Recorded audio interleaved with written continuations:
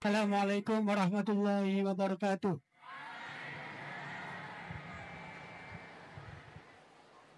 Langsung saja, ngapunten Gus.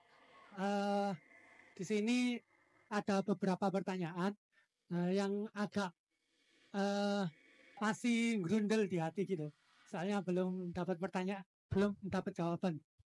Yang pertama mengenai dari tadi penjelasan dari Gusti Allah menciptakan hamba di dunia ini ada yang taat dan ada yang suka bermaksiat gitu. Eh, mengenai takdir Allah Subhanahu wa taala, eh, Allah menciptakan hamba-hambanya dengan variasi yang berbeda. Kemudian manusia diciptakan dengan dibekali dengan akal untuk membedakan dari setan dan juga malaikat. Kemudian pertanyaan saya, dulu mana Gus antara takdir yang ditentukan oleh Allah atau pilihan akal kita gitu, begitu intinya. Soalnya kan bukan, kalau orang bermaksiat kemudian dulu mana Allah menentukan dia bermaksiat atau akalnya yang memilih untuk bermaksiat. Itu pertanyaan yang pertama. Untuk pertanyaan yang kedua, ngapunten. Untuk pertanyaan yang kedua, intinya kan tadi istihad daripada ulama itu menentukan hukum yang berbeda-beda. Terus kemudian kita sebagai yang hanya tabik saja mengikut, itu bolehkah?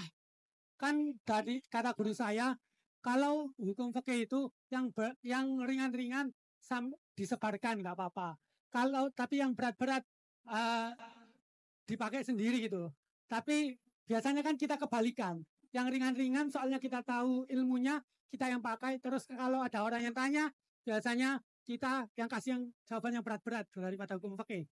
Jadi yang saya tanyakan, kalau berpindah hukum dari awalnya ikut imam ini, terus kemudian ikut imam ini, itu bagaimana batasan-batasannya gitu. Syukron.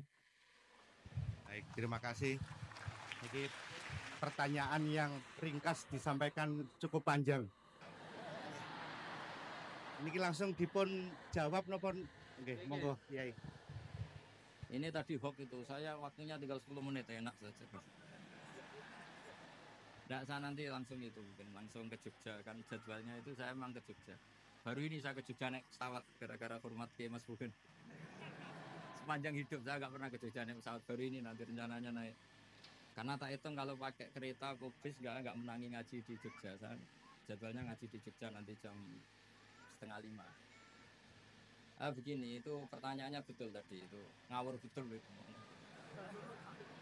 Karena begini ya, masalah kodok kodar itu kan sudah dibicarakan semua ulama di kitab-kitab. Satu, kita ngikuti ahlul hakikah. Idza dzikiral qadar fa'amsiku. Kalau kodok kodar sudah dibicarakan fa'amsiku, kamu harus diam di situ. Karena pertanyaannya gini, kalau kamu orang soleh, dan semoga Anda pelatihan jadi orang soleh, itu melihat Allah sudah menentukan semua, itu keren. Saya bangga punya Tuhan yang sudah tahu nasib saya kayak apa nanti. Saya betapa malunya punya Tuhan yang tak takoi. Gusti, sebenarnya nasibnya ya mbah rano tapi kira sik. Itu kan ngeri betul. Sehingga kalau kamu soleh itu pokoknya bangga kalau Allah sudah tahu apa yang akan terjadi. Nah, soal kepanikan kita kan kadang engkau nang wis ngerti aku celoko, terus gunanya apa aku soleh. Itu kesalahan kita. Kita kecewa kalau sekarang soleh, kemudian akhirnya tidak soleh dan akhirnya kita masuk neraka. Kekecewaan ini namanya sabun nafsi. Kita hanya mikir diri sendiri. Sebetulnya kalau kita abdan lillah, benar-benar hamba Allah, tetap bangga karena punya Tuhan yang tahu apa yang akan terjadi. Makanya yang dibutuhkan kesalian untuk ngakoni kodok kodar, dibutuhkan kesalian. Kalau enggak kriminal betul. Maka Sayyid Hasan bin Ali, saya hafalkan makalahnya itu. Di antara aturan iman harus iman sama qada qadar. Untuk menunjukkan innahu la yuqsa qurhan wa la yughlabu qurhan, kata beliau. Supaya kita tahu bahwa Allah itu tidak dimaksiati secara terpaksa. Kamu bisa enggak bayangkan Allah ngeluh gini. Sakjane aku ora seneng maksiat, tapi saya bisa berbuat apa? Artinya apa? Kalau maksiat dan keburukan tidak khairihi wa syarrihi minallah, itu Allah akan kurhan. Paham yang saya maksud? Artinya apa? Kita harus berkeyakinan khairihi wa syarrihi minallah. Tapi kita butuh syariat. Lalu setiap orang nakal berkelit kersane Allah juga masalah. Maka diteruskan makalah beliau. Waman hammala dzambahu rabbahu faqad fajar. Dan siapa yang menimpakan dosanya atas nama Tuhannya, maka faqad fajar. Dia latut betul. Sing zina kuwe Allah kan gak melok zina, sing maling kuwe ora melok maling. Sing beto bak-bak kuwe ora tau beto. Terus kowe muni kabeh krana Allah itu kriminal betul. Jadi makanya orang soleh itu harus hafalannya banyak supaya niru-niru orang soleh itu. Ini kan enggak, ingin soleh tapi pakai akalnya sendiri. Itu bahaya dalam agama, karena agama itu harus ada riwayat. Makanya beliau menyebut 2 kali. Siapa yang tidak meyakini khairihi wa syarrihi minallah, maka dia faqad kafar. Karena seakan-akan di dunia ini waqa'a fi mulkihi ma la yuriduhu. Kalau kamu bilang syar tidak minallah, berarti waqa'a fi mulkihi ma la yuriduhu, di kerajaannya terjadi sesuatu di luar kehendak.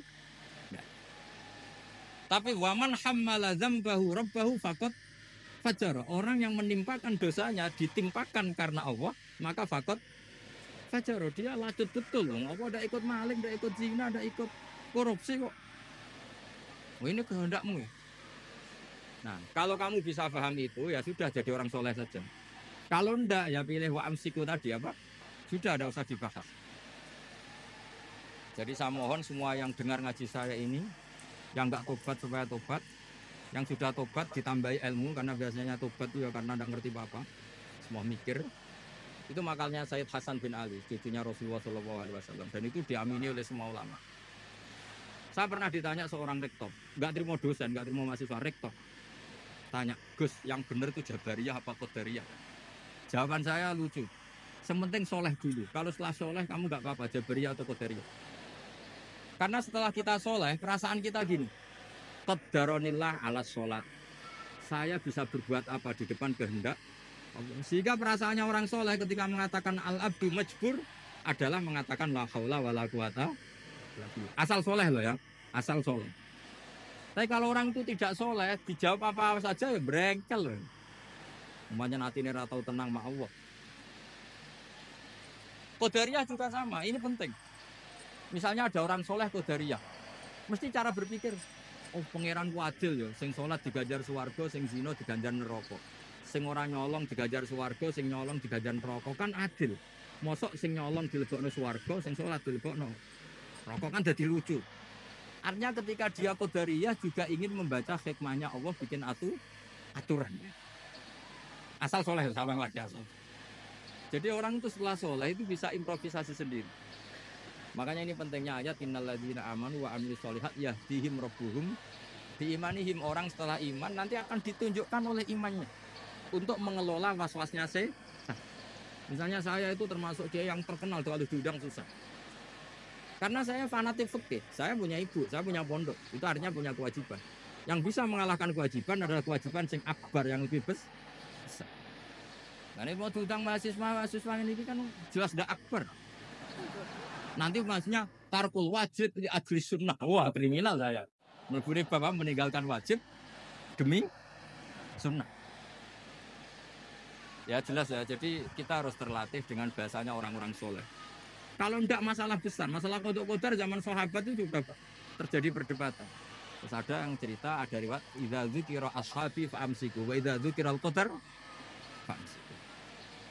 Kedua masalah istihad fikih, yaitu enggak apa-apa, memang dari awal furu'iyah kan. Dari awal furu'iyah. Kalau nuruti istihad gini. Kalau ada mahasiswa tanya sebaiknya dijawab apa enggak? Mungkin sebagian narasumber sebaiknya dijawab biar marun. Sebagian narasumber sebaiknya enggak usah dijawab. Wong mahasiswa ugen pinter kok apa-apa takok. gak mandiri. Itu namanya istihad. Jadi kalau furu'iyah itu mungkin sekali. Ya ini saya masih punya waktu 2 menit, masih satu pertanyaan itu hoax tadi yang 50 menit ini.